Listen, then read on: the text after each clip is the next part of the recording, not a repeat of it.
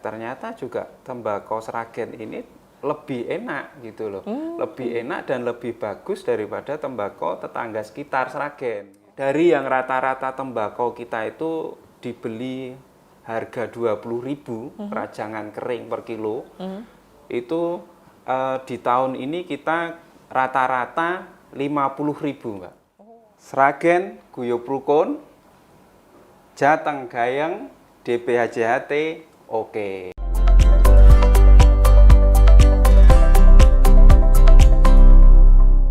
Halo Tribuners, berjumpa lagi di Tribun Topik, di mana kita akan membahas topik menarik untuk dikulik. Kali ini bersama saya, Elsa Elningtyas. Gimana kabarnya Tribuners hari ini? Semoga dalam keadaan sehat dan tentunya bahagia ya Tribuners. Kali ini kami sudah berada di Kabupaten Sragen. Kita bakal membahas tentang DBH-CHT, dana bagi hasil cukai hasil tembakau. Ini mungkin Tribuners nggak banyak yang tahu kalau ternyata Sragen itu juga menghasilkan tembakau loh.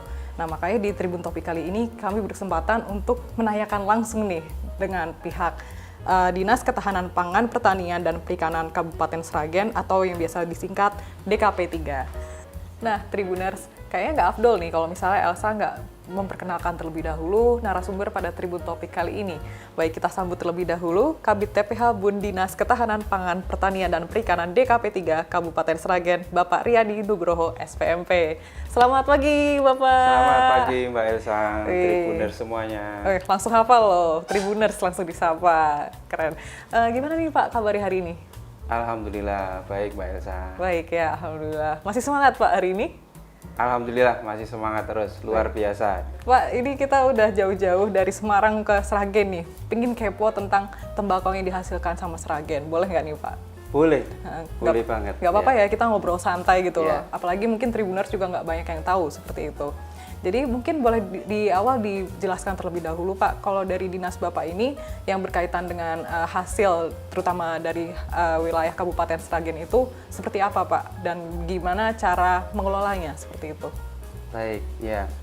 Jadi Mbak Elsa dan Tribuners semua, DBH-CHT ini merupakan salah satu bisa dikatakan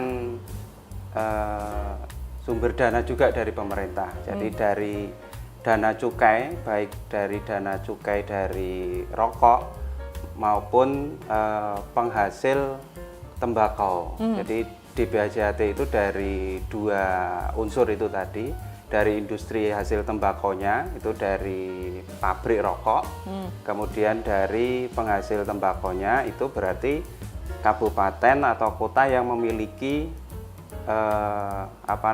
tembakau. Oke. Ya, nah di Kabupaten Sragen ini tahun ini merupakan, dan di seluruh Indonesia pada umumnya ya, tahun ini merupakan tahun yang luar biasa. Jadi dari yang rata-rata Kabupaten Sragen itu kita hanya memiliki luasan 50-70 hektar.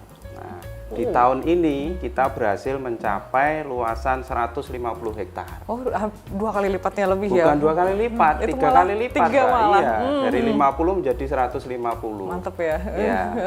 Dan ya ini salah satu keistimewaan dari DBH-CHT itu ya, dari PMK 215 tahun 2021. Kemudian kalau di kami sendiri, kami dari Kementerian Pertanian melalui Direktorat Jenderal Perkebunan diturunkan kembali melalui surat edaran. Surat edaran nomor 447 tahun 2022. Nah, di situ sudah rinci, sudah detail kegiatan apa yang boleh dan bisa dilakukan melalui DBH-CHT. Jadi ada patokannya seperti itu ya. Jadi Ya. larangan dan juga anjurannya seperti apa. Betul. Dalam mengelolanya seperti itu. Ya. Oh. Dari PMK itu sudah rinci juga. Jadi kemudian diturunkan lagi melalui surat edaran Dirjenbud. Seperti itu. Ya. Sudah ada aturan mainnya ternyata Tribuners seperti Ya. itu ya. Dan ternyata itu menghasilkan juga ya. Maksudnya dalam arti meningkat sampai 3 kali lipat. Ini juga tentunya dari program-program dari dinas yang bersangkutan seperti itu ya. Dan berkolaborasi antara dinas yang ada di Kabupaten Sragen seperti itu atau gimana nih? Atau pure itu dari dinas pertanian seperti yang Bapak sebutkan tadi atau seperti apa? Jadi untuk kegiatannya, prosesnya itu kan waktu kita melakukan monitoring ataupun evaluasi ke lapangan, jadi kita turun ke lapangan, ke petani, ke kelompok tani tembakau. Dari situ kita melakukan audiensi, kita kira-kira yang dibutuhkan oleh petani itu apa. Jadi yang sudah kita laksanakan selama ini, kegiatan ataupun bantuan yang sudah kita berikan, kira-kira masih kurang. Kalau kurang mesti. Kalau kurang mesti nggak pernah cukup kurang, seperti itu ya. Cukup ya, dikasih berapapun mesti kurang. Dan juga kemudian apakah ada yang diperlukan dari yang sudah pernah kita berikan. Tetapi sekali lagi ya, kita mengacu ke rambu-rambu dari surat edaran Dirjenbun dan juga dari PMK. Begitu. Jadi itu kamus besar kita. Kita nggak boleh keluar dari situ. Ya, pedomannya di situ. Kalau di situ nggak ada, ya sudah kita nggak bisa. Gitu. Baik Pak Nah, dari situ nanti petani kemudian mengajukan proposal, ditujukan kepada Bupati Sragen, CQ ke Dinas Ketahanan Pangan, Kepala Dinas Ketahanan Pangan, Pertanian dan Perikanan Kabupaten Sragen. Baik. Ya. Berarti dari masyarakat pun juga bisa mengajukan seperti itu ya? Dari masyarakat boleh, dari petani juga boleh. Boleh. Tetapi sekali lagi DBHJHT ini adalah hanya dari, oleh, dan untuk petani tembakau. Dikhususkan? Ya, khusus. Jadi DBHJHT ini memang istimewa, Mbak. Jadi mulai dari yang mengelola adalah petani tembakau ya untuk budidayanya, kemudian nanti diproses oleh petani tembakau sendiri, dan di Kabupaten Sragen ini kan untuk hasil tembakonya itu berupa rajangan kering.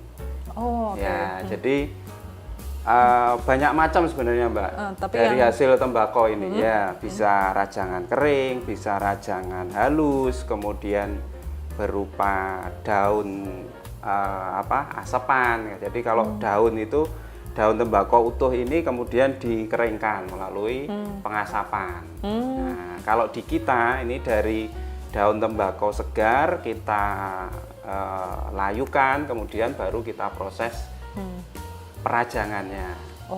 Baik. Gitu. Step by stepnya ternyata seperti itu Tribuners. Yeah. Ternyata menarik juga ya, dari Sragen ada berbagai macam tembakau dan prosesnya pun berbeda-beda seperti itu ya. Kalau boleh tahu nih, diedarkannya atau diproduksi itu ke daerah mana saja ini untuk hasil dari petani yang didapat? Ya, jadi kalau untuk pemasaran di Kabupaten Sragen selama ini, jadi mulai 2021 ke bawah itu sebenarnya kita ada kemitraan.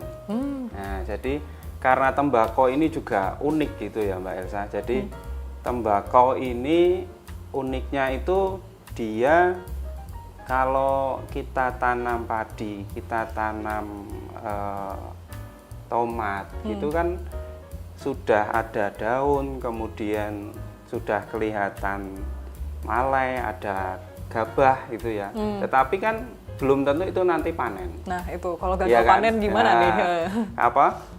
Sudah kelihatan buahnya kan belum tentu itu nanti bisa kita panen. Betul. Karena mungkin nanti terserang penyakit, terserang hama gitu lah. Tetapi kalau tembakau ini kan yang diambil daunnya.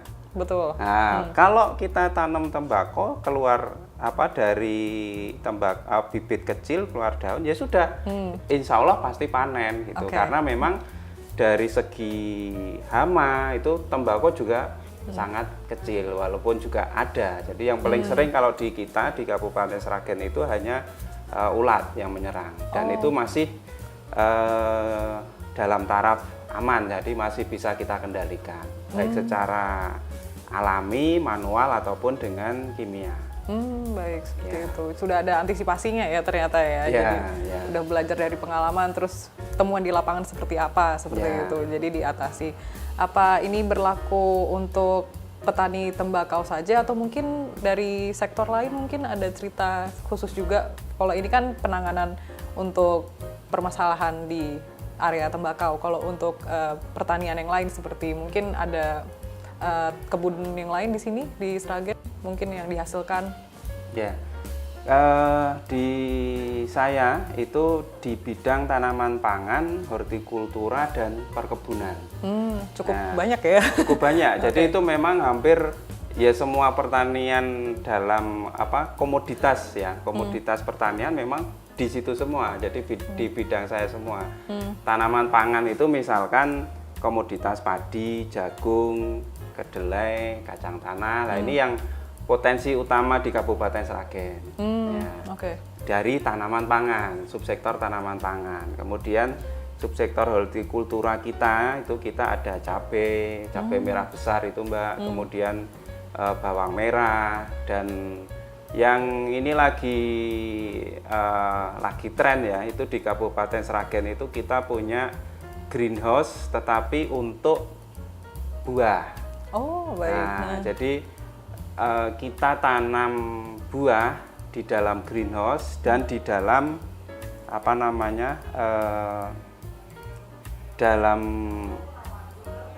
dalam greenhouse tersebut bisa diterapkan teknologi. Jadi katakanlah di kita itu ada greenhouse melon dan juga greenhouse anggur yang sekarang lagi ngetren ini, lagi banyak ini. Dan yang mengelola ini luar biasanya juga ini adalah petani-petani muda. Jadi di kita di pertanian itu ada istilahnya petani milenial.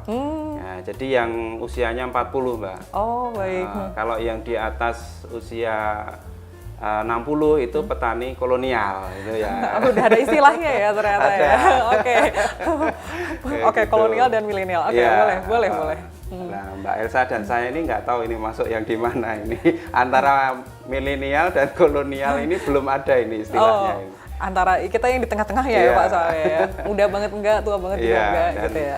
Nah, dari situ dan ternyata setelah kita survei khususnya untuk petani-petani muda ini, ternyata banyak petani ataupun petani muda ini yang justru bukan berlatar belakang dari dunia pertanian. Oh, terus latar belakangnya apa nih Pak?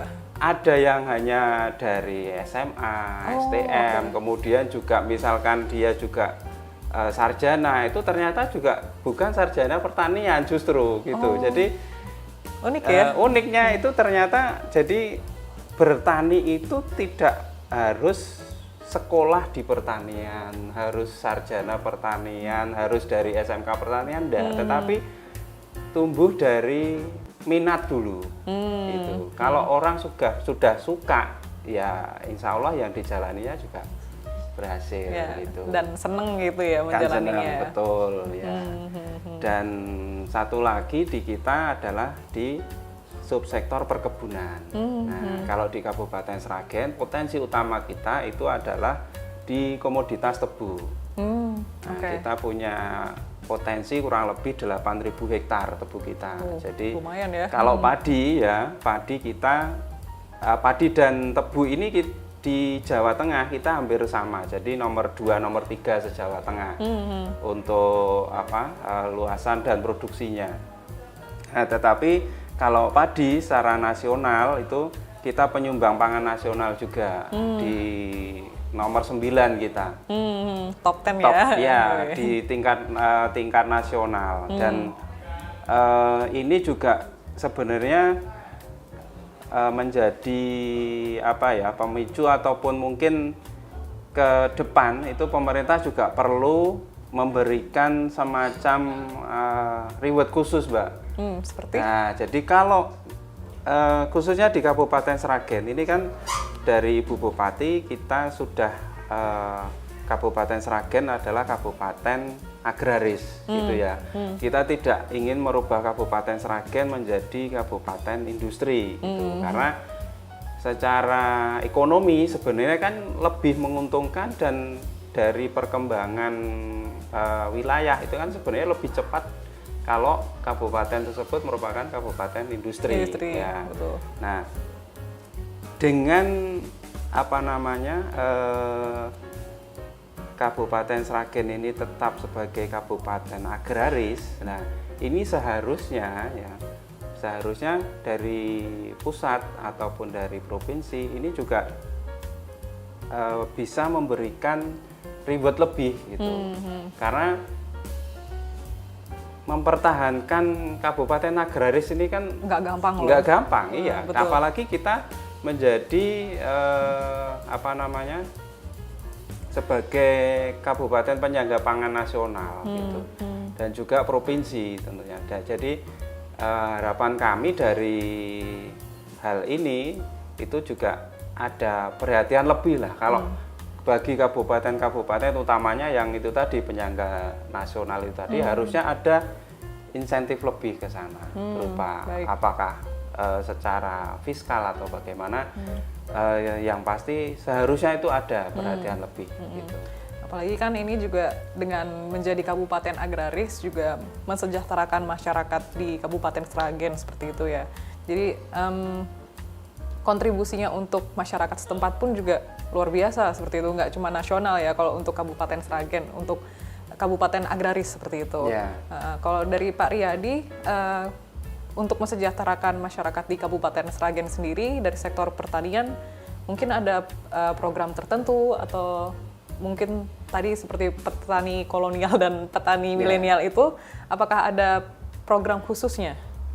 Ya, kembali lagi ke DBHJHT ya Mbak ya. Jadi di sektor perkebunan tadi, tembakau ini juga merupakan komoditas perkebunan, termasuk di tanaman semusim. Jadi tembakau ini hanya ditanam sekali dalam 1 tahun, satu musim.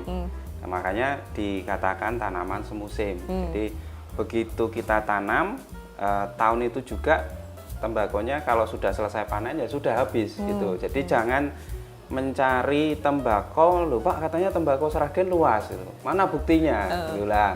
Ini kita harus tahu dulu musim tanamnya kapan gitu. Jadi kalau tembakau ini kalau di kita di awal tanam itu biasanya kita bulan April. Jadi di akhir-akhir musim penghujan.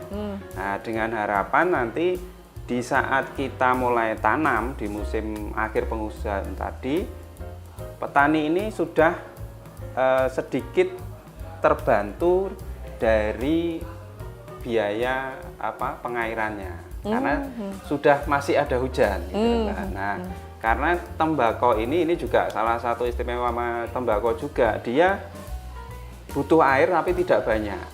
Gitu. Makanya tembakau di kita itu paling banyak itu di utara Bengawan. Jadi di Kabupaten Sragen ini kan ada utara dan selatan.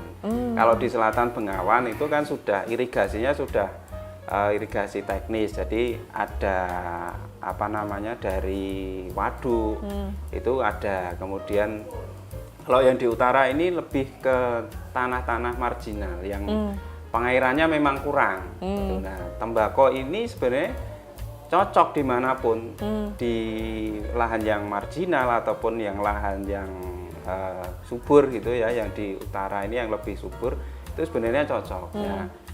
Di kita baru fokus di sementara ini memang lebih banyak di utara.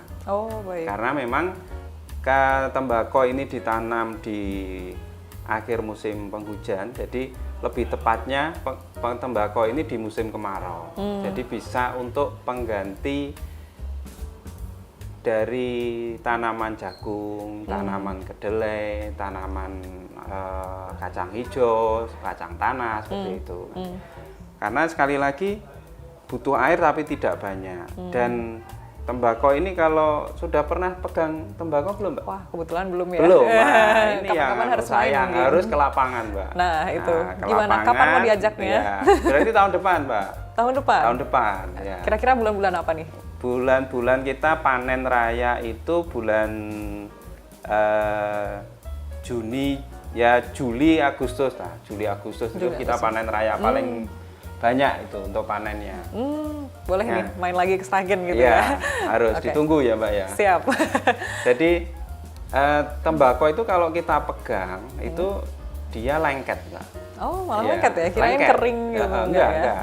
Kering itu nanti kalau sudah jadi. Ini semi jadi ya, sebelum jadi. Jadi tembakau segar itu kan lengket. Jadi kalau nanti Mbak Elsa ke lapangan pegang daunnya, pegang batangnya itu lengket. Gitu.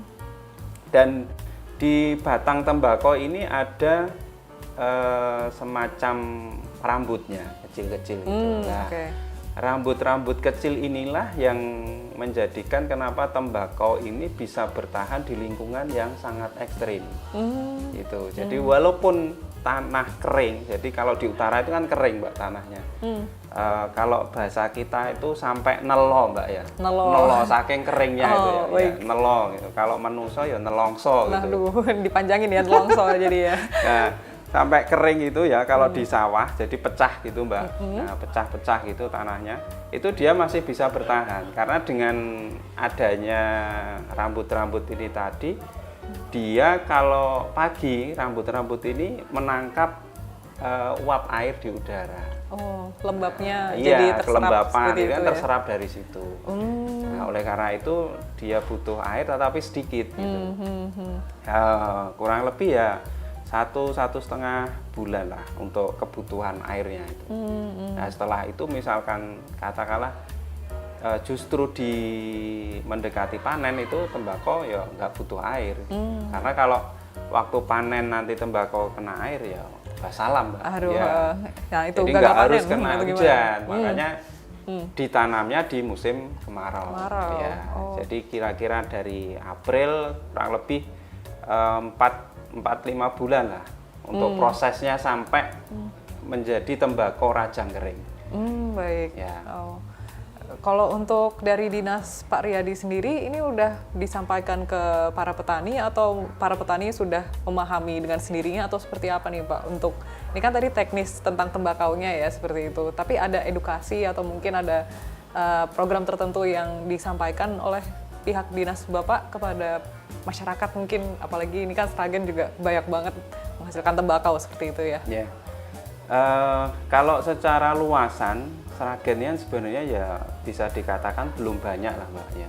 Jadi kalau di Jawa Tengah, sentra utama Jawa Tengah itu kan di Temanggung. Luasannya udah hampir 18 ribuan hektar. Nah, kemudian di Magelang, di Boyolali itu yang sudah ribuan. Nah, di Sragen sebenarnya kita juga pernah mencapai ribuan. Jadi di tahun 70-80-an itu yaitu tadi petani-petani kolonial ini tadi yang menanam dulu. Nah, akhirnya turun ke petani milenialnya. Nah, ini sebenarnya turun temurun sebenarnya Mbak. Jadi petani-petani militan kita tembakau ini butuh Penerus pejuang, ya, iya, penerusnya ya. Ya selain penerus juga butuh perjuangan yang lebih besar daripada komoditas yang lain, Mbak.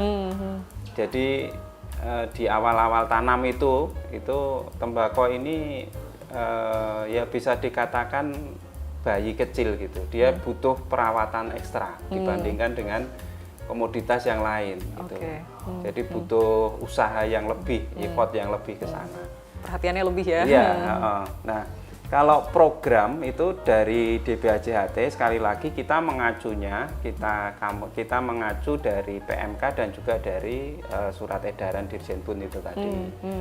Jadi kita nggak mungkin keluar dari sana karena untuk proses pengajuan program tersebut kita melalui beberapa tahap, Mbak. Jadi di kabupaten itu kita sebelum jadi ada namanya pengajuan RKP dan RKA itu. Nah di situ dari kabupaten sudah kita bahas dulu dengan teman-teman di sekretariat DBAJHT, dari Bapeda, dari perekonomian, kemudian dari BPKPD gitu. Dan ini kemudian kita ajukan ke sekretariat DBAJHT provinsi dan melalui Biro Isda Provinsi Jawa Tengah. Nah, sekali lagi itu nanti harus mengacu ke dua item itu tadi. Kalau khusus yang pertanian ya.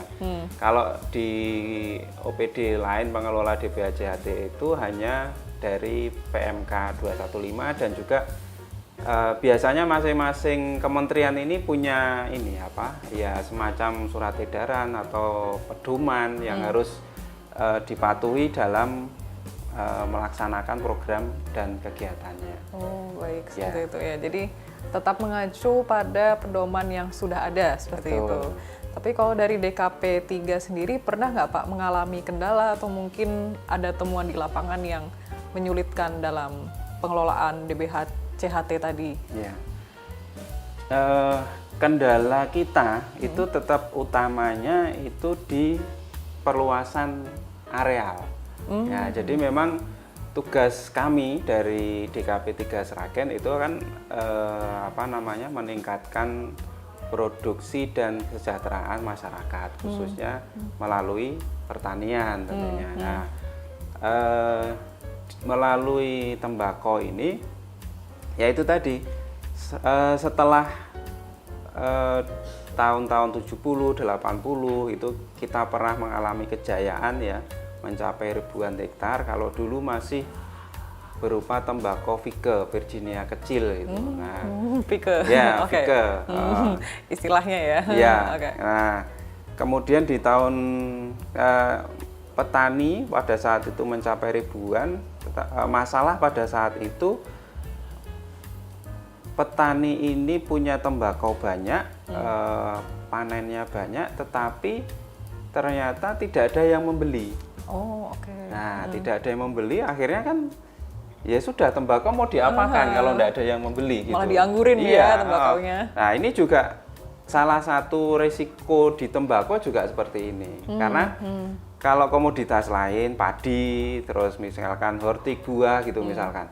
Kita tanam padi, nggak ada yang beli kan masih bisa kita konsumsi. Nah, betul. kalau tembakau, Nggak semua orang mengkonsumsi mau soalnya. berapa ratus tahun menghabiskan tembakonya, Mbak? Nanti nggak habis-habis. Iya, karena tembakau ini kan kalau tahun ini kita produktivitasnya ini juga salah satu strategi kita, Mbak. Jadi untuk meningkatkan ataupun istilahnya supaya petani ataupun masyarakat ini lebih tertarik ke tembakau itu salah satunya juga kita ganti varietas. Yang sebelumnya itu kita menggunakan varietas Prancak 95. Ini lokal dari Madura.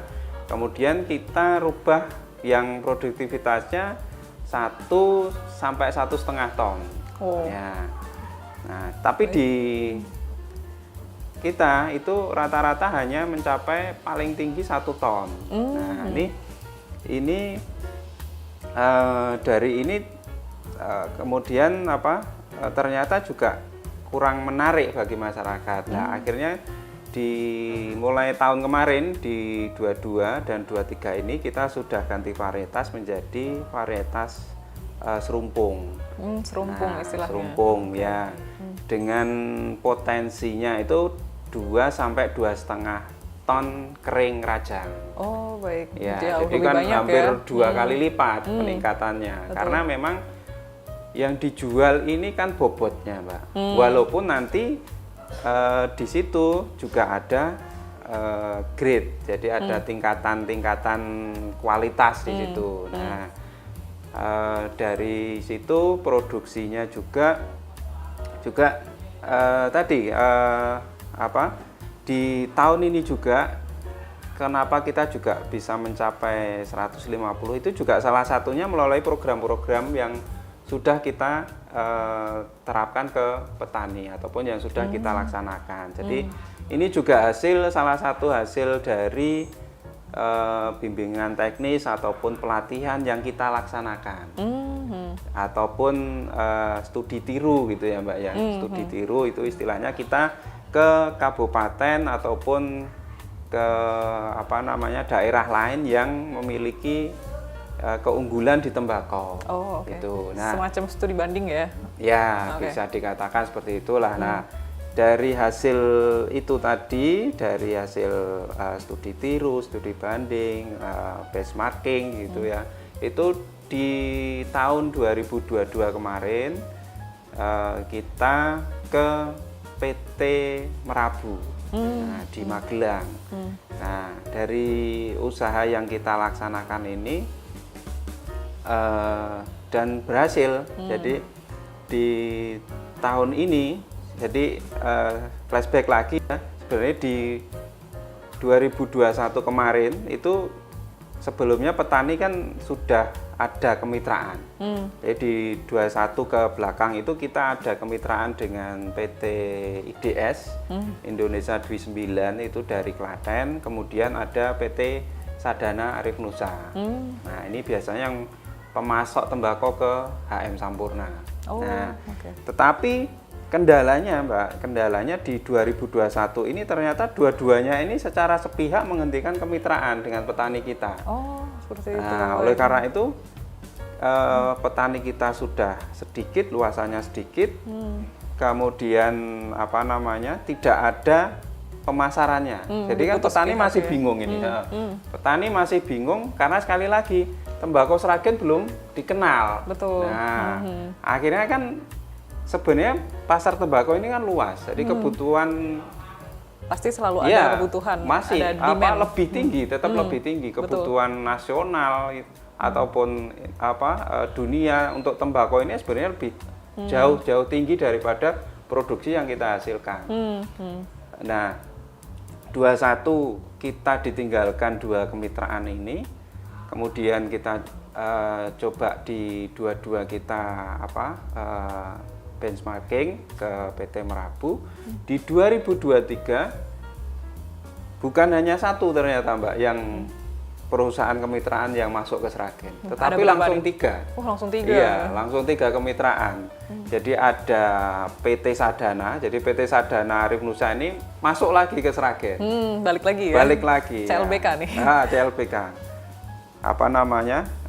Teklek cemplung kalen ini Mbak. Ya. Daripada gulai yang lain, mesti balen lagi ke Sragen ini. Mending balik lagi ke rumah ya, pulang gitu. Nah, kita dipercaya lagi dari PT Sadana Arif Nusa, kemudian dari PT Merabu juga akhirnya mau juga kan. Jadi kalau Sadana kan memang sudah lama. Nah, tetapi ada 2 yang baru. Jadi dari PT Merabu dan juga PT AOI, Alien One Indonesia. Nah, jadi ada 3 kemitraan yang tahun ini masuk ke Kabupaten Sragen. Wih, keren, salut ya. loh. Tadi Dan- ditinggalin, tiba-tiba langsung dapet 3. Iya. Dan Baik. apa namanya? Selain 3 ini, kita juga memanfaatkan itu tadi karena program-program kegiatan dari DPAJAT ini sangat banyak ya. Salah satunya ya pelatihan, kemudian bimbingan teknis, kemudian sosialisasi dan sebagainya, dan ini juga melibatkan petani tembakau dan juga kita kirim ke luar daerah yang memiliki potensi tembakau besar. Nah, pada saat petani-petani kita ini belajar di luar, gitu ya Mbak ya, itu kita minta bawa oleh-oleh untuk mereka. Nah, tembakau yang kita hasilkan itu kita bawa ke mereka. Gitu. Nah, sebagai contoh di Temanggung, jadi Temanggung ini kan memang potensi utama di Jawa Tengah ya untuk tembakau. Jadi di sana juga petaninya ya sudah sangat-sangat ya expert gitu Pak di tembakau. Nah, Profesional di bidangnya. Merasakan tembakau kita gitu kan, tembakau rajangan kita, dan dari mereka menyatakan, wah ternyata juga tembakau Sragen ini lebih enak gitu loh, lebih enak dan lebih bagus daripada tembakau tetangga sekitar Sragen gitu. Nah, dari sini akhirnya semacam tengkulak gitu ya Mbak ya, yang memang dia mencari bahan baku tembakau ke daerah lain ini mulai mendengar Sragen, mulai melirik Sragen dan mereka akhirnya datang ke Sragen, membeli tembakau Sragen. Jadi selain dari 3 kemitraan ini, di pasar bebas ini Sragen juga sudah mulai dikenal. Jadi di tahun ini juga luar biasa harga tembakonya ini dari yang rata-rata tembakau kita itu dibeli harga 20.000 rajangan kering per kilo. Itu di tahun ini kita rata-rata 50.000, Mbak. Nah, ini juga luar biasa ini, makanya petani tembakau panen raya ya, ini. bukan panen raya lagi. Iya. Ketemu senyum-senyum terus, Mbak. Kalau duduk gini nggak bisa rata gini, Mbak, duduknya, Mbak. Gimana dong? Yang cowok yang bapak-bapak itu kalau duduk gitu, yang petani tembakau, Mbak. Kalau kita kan biasa datar gitu ya. Nah, petani tembakau di tahun ini kalau duduk itu gini, Mbak, miring gini. Iya, karena dompetnya penuh ini, Mbak. Waduh, dompetnya penuh, full senyum lagi. Oke. Dompetnya penuh sampai kalau duduk miring-miring kayak gitu. Nah, ini juga indikator keberhasilan kita juga, Pak. Salah satu indikator keberhasilan kita juga. Jadi selain dari luasan kita, kemudian dari luasan yang bertambah, kemudian juga produksinya gitu. Nah, produksinya itu juga selain dari program-program dan bantuan dari Ibu Bupati yang diberikan kepada petani tembakau melalui DHJHT ini berupa pupuk gitu ya, pupuk, kemudian ini masuk di sarana produksinya, kemudian juga ada bantuan sarana prasarananya, itu alat-alat untuk olah tanah, jadi ada kultivator, ada untuk pasca panennya itu kita juga bantu berupa alas jemur, jadi alas jemur atau widik gitu ya. Kemudian juga roda 3. Nah, roda 3 ini kita bantu juga, jadi untuk dimanfaatkan petani untuk membawa tembakau dari lahan ke rumah ataupun ke tempat nanti rencana petani akan proses rajangnya di mana. Next step-nya kemana seperti itu ya, baik.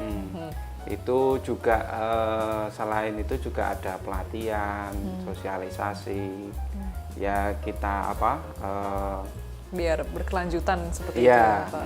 Dan ya tetap intinya bagaimana petani ini bisa berbudidaya tembakau yang baik gitu ya, GAP, Good Agriculture Practices gitu, Mbak.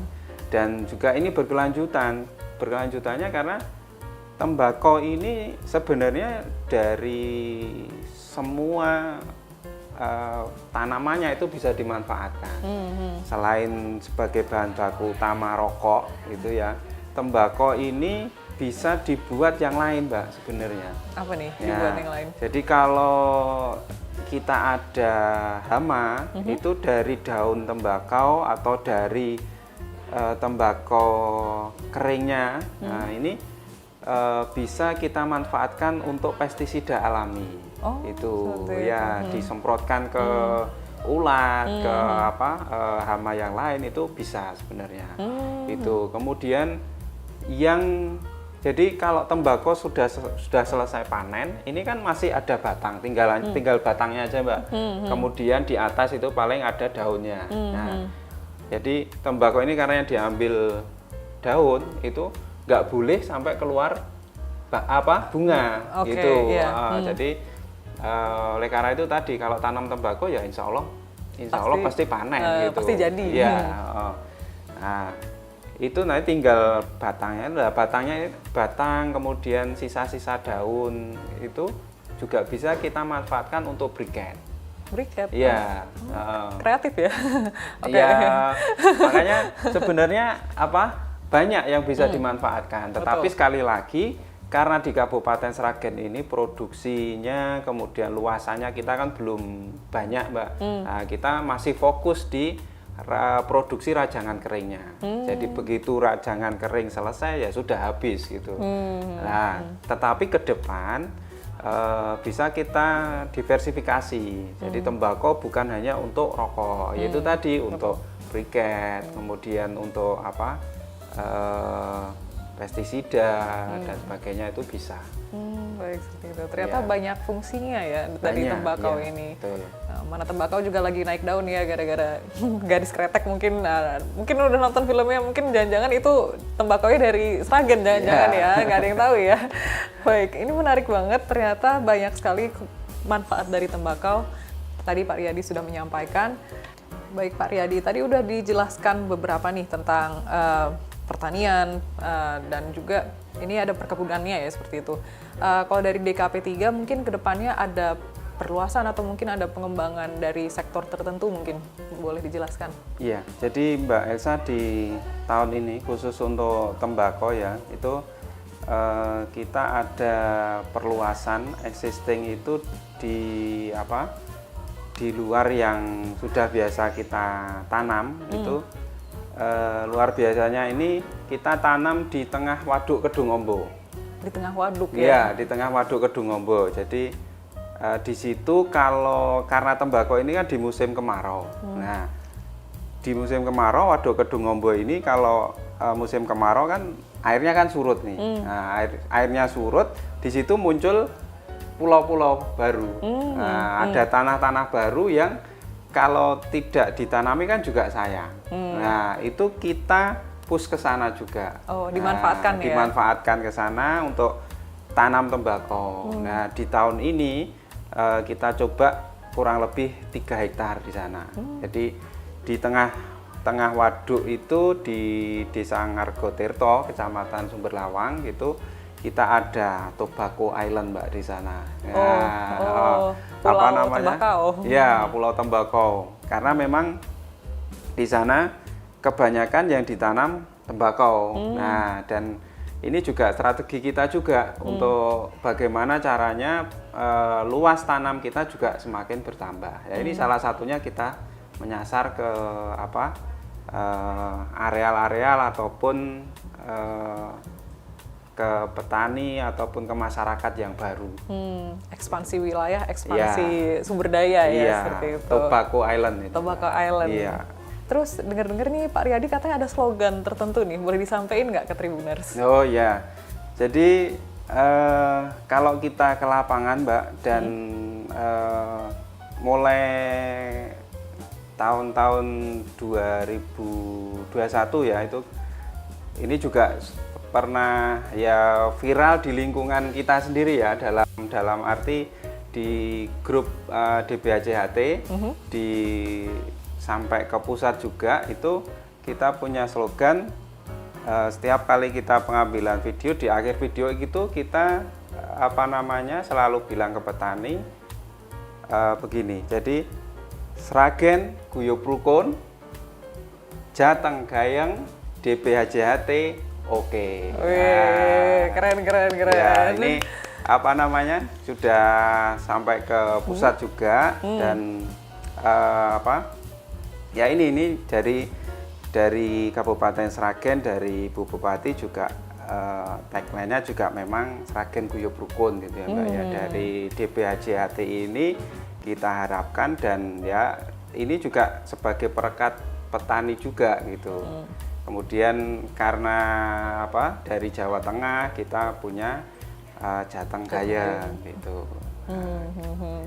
Seru ya, biar tambah semangat gitu loh buat panennya, buat nanemnya. Jadi makin gayeng, makin guyup seperti itu ya. Baik, terima kasih banget Pak Riyadi udah kita boleh tanya-tanya nih seputar apa aja yang ada di Kabupaten Sragen, terutama untuk ini pertaniannya dan tembakaunya seperti itu. Pasti Tribuners juga jadi lebih tahu kalau ternyata Sragen itu punya tembakau yang oke loh. Ya, terima kasih banyak Pak Riyadi atas waktunya. Sama-sama. Semoga Pak Riyadi sehat selalu, sukses selalu dan juga semua programnya berjalan lancar di Kabupaten Sragen. Terima kasih Mbak. Terima kasih. Baik Tribuners, sekian untuk Tribun Topik kali ini. Jangan lupa untuk saksikan Tribun Topik lainnya hanya di media sosial Tribun Jateng. Saya Elsa Elning Tias, pamit undur diri. Sampai jumpa.